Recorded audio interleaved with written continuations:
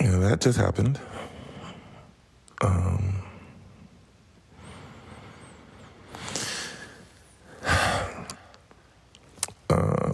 I've had a couple of conversations with people about the election and stuff, and my thoughts are kind of all over the place. Mostly because, I'm trying to, I guess I'm figuring out my perspective based off of my experience so far that I'm cognizant of in America, and subconsciously how I feel, and then the information that I've been exposed to and how valid or the effect that it has on me. And then ultimately the reality that is there in front of us, or in front of me.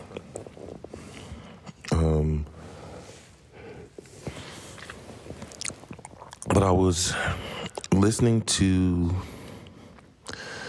a podcast this morning, and they were talking about the strategies of either campaign and how they were trying to reach their audience, their constituents, the path that they chose, which ones were effective, which ones weren't.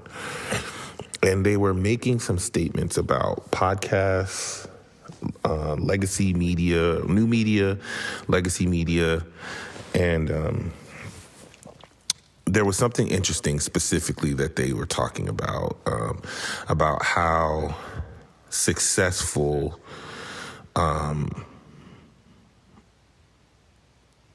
campaigning on new media, podcasts, and things of that nature, how effective that is. And they were saying, basically engagement with the audience is a different thing. Celebrity and fame are not necessarily, they don't have the same, they're not defined the same, and they don't have the same effect. And they were speaking about how in podcasts, you're actually talking to your audience versus just reporting something and having the audience listen. It just seems more interactive. And then they also extrapolated into like what streamers do and how streaming is probably the next or the newer wave, because while in podcasts you're talking to your audience in a more intimate way, in streaming you're talking with your audience, and the engagement is a lot more. So that's going to be basically the next most effective way to connect with your audience is through streaming.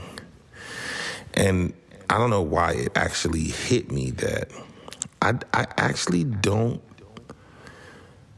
well, I believe what they're saying, I agree with what they're saying, but for a different reason. And it's, to me, ties back to why, one of the reasons why I believe Trump is popular. And no shade, it just is the world that we're living in. Everybody wants to be seen. Everybody wants to be famous. And I think that back in the day, we admired celebrities. And then we wanted to see them as much as possible doing the thing that made them famous.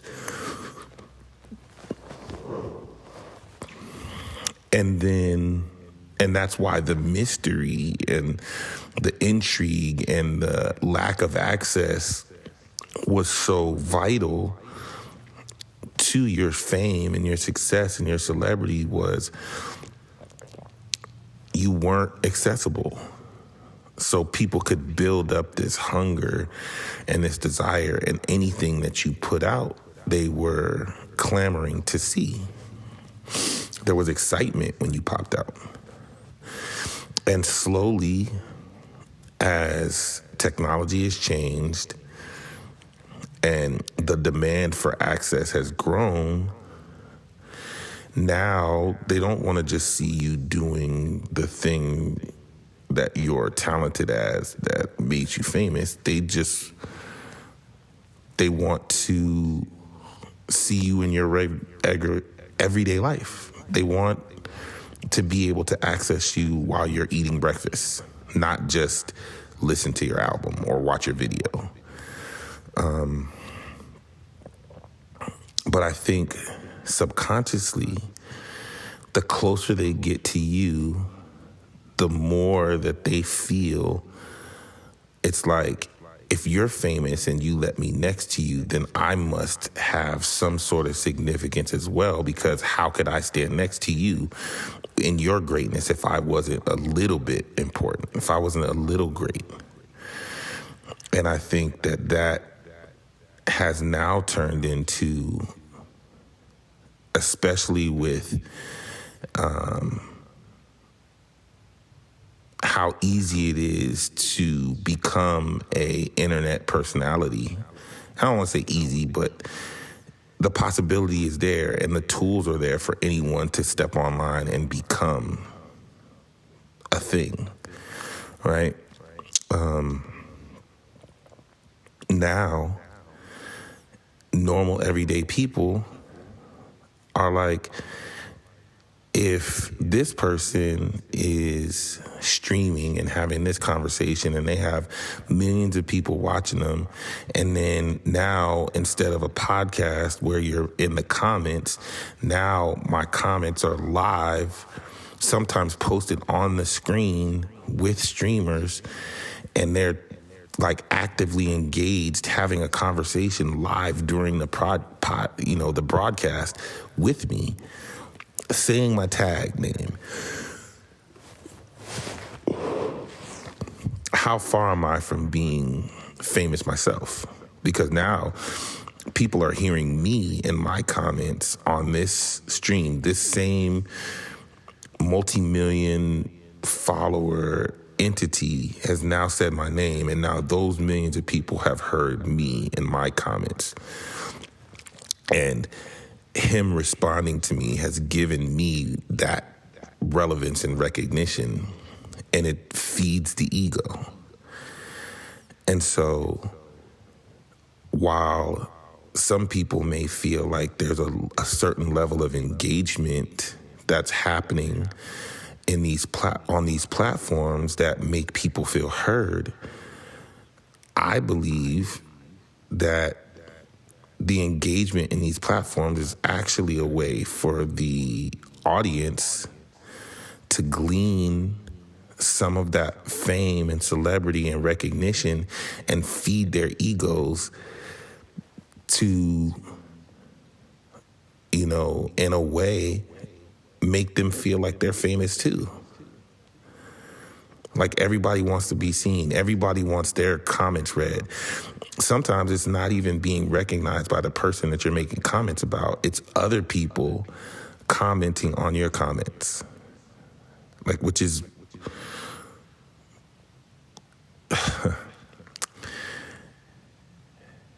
super egos.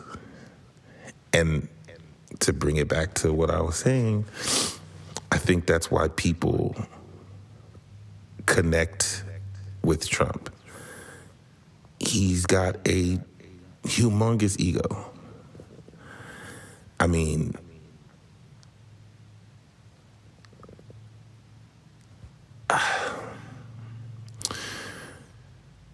everybody feeds their ego to a certain extent. But I think that he is a current portrait of what is deemed successful, what is deemed tapped in, at least he's playing to those audiences and those desires and needs. And it's, I don't want to say it's unfortunate, it's just the truth. Like, all of these things that are happening that are immoral, that people are okay with as long as they have money. That's the American way. It's like, do what you have to do, even though it's immoral, even though it may hurt hundreds of thousands of millions of people, even if it's disastrous and genocidal and all of these things.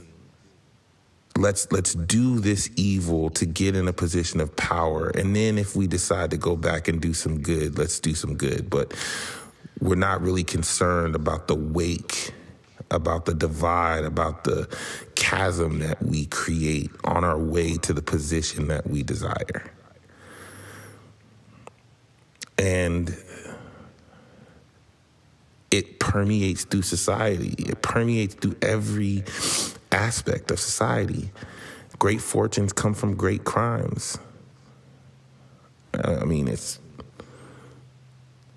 a very old tale. I mean, even in urban culture, we'll deal drugs, we'll sell drugs, we'll poison our own community, deal with the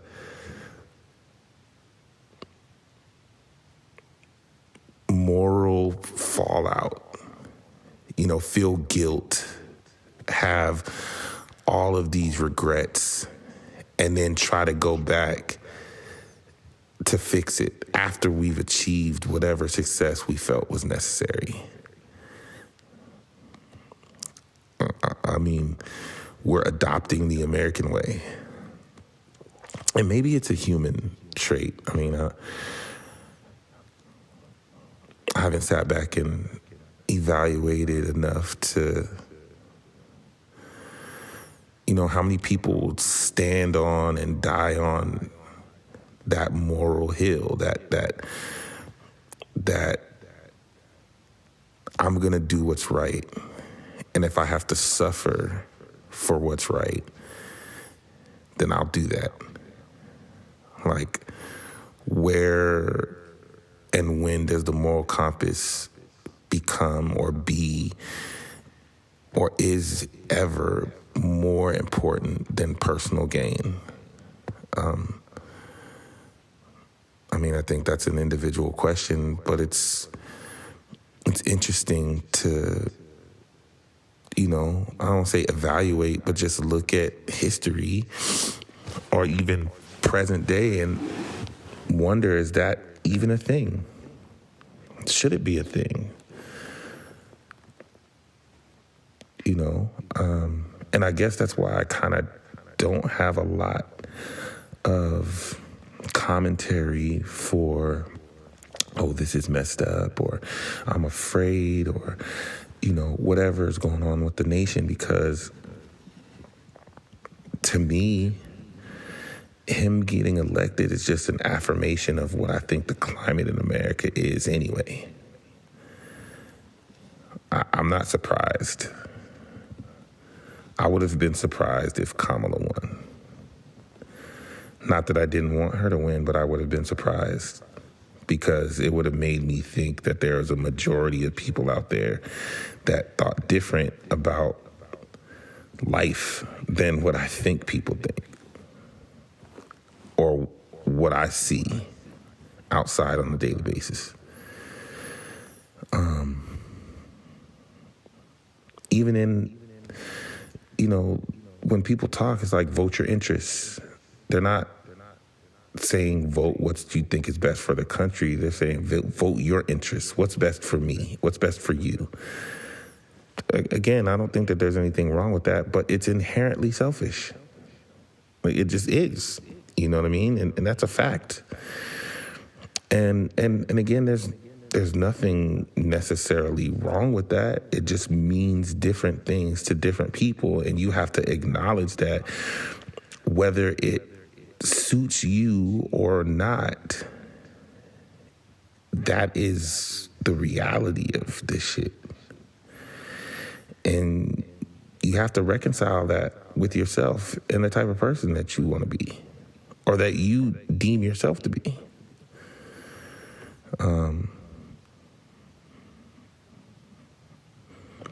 How I feel about me and the things I do on a daily basis is individualistic to me. It's like it only matters to me. I mean, there's people that are going to judge me and see me and decide whether they want to be around me based off of my value system or what they deem my value system to be. And that's all well and good, but it don't even really matter. There's only like 3 people in my life that really care. And it's probably more than 3. It's like my immediate family. Like, and really my children, because I don't know, like the people who love you unconditionally, you want them to feel validated in that love. Like, I don't want to be a dirtbag to the people who love me. Like, I know I'm not perfect, and that's where the unconditional part is amazing, but I don't want to be trash, you know? They would be the people that I would listen to their opinion or, you know, evaluate myself in a way if they saw something in me that I didn't see in myself. So, but for the most part, I could give a shit what anybody thinks. So again, you know, let me back it up just to get back to the original topic or the conversation. Is like there's a level of selfishness that is present in today's society, and if you can tap into that, you will be relatable and popular. And what Trump may lack in political experience as far as being a marketer and being popular, everybody knows who he is, whether it's for good or not so good, or whatever it's for. People, the name Trump is synonymous with something. And so he used his celebrity, he used that same marketing strategy of just being present in the places where he knows people are paying attention, and it makes him seem in touch. And if he can talk and say things that seem like he's relating to his audience, he doesn't even really need to be specific. He just needs to seem like he understands and that he relates, and they're gonna feel like they're a part of him and his success. And I think people who support Trump feel like they're a part of what's going on with him. And then they see him as being the president of America. It's a weird way to tap into or to create a level of patriotism and nationalism that seems to have driven the country to be like, yo, this is what we're going to do, and we're going to do this together, and we're all a part of the same thing, and we all want to see each other. We want to see the country be great, and if the country's great, then we're going to be great, and it just is a snowball effect. And again, that's the sentiment that you're trying to evoke when you want people to vote you into public office and public service. And he did it. better than the Democrats. And that's why he won. But I don't know. I just felt like there was a little bit of variance. I think there was a little bit of, I think the engagement is not necessarily like, it's based off of people's desire to feel like they are just as, they are a part of that fame. They are a part of that. Like, everybody wants to be known. The relevance factor is crazy. It's going to get to a point where everybody's going to be walking around with a camera live streaming themselves, trying to see who's going to be paying attention to them, because if you don't have subscribers, if you don't have, followers, if you don't have likes and comments, then who are you? And that's a weird world to live in. I'm cool. I'm doing what I'm doing because I'd say 85 to 90% of this is for me. It's just stuff that I got to get out. And I share it because who knows, it may be something that other people can relate to. Just a point of view. But I'm sure I'll have more to say later. But for now, the truth lies here. I'll see you next time.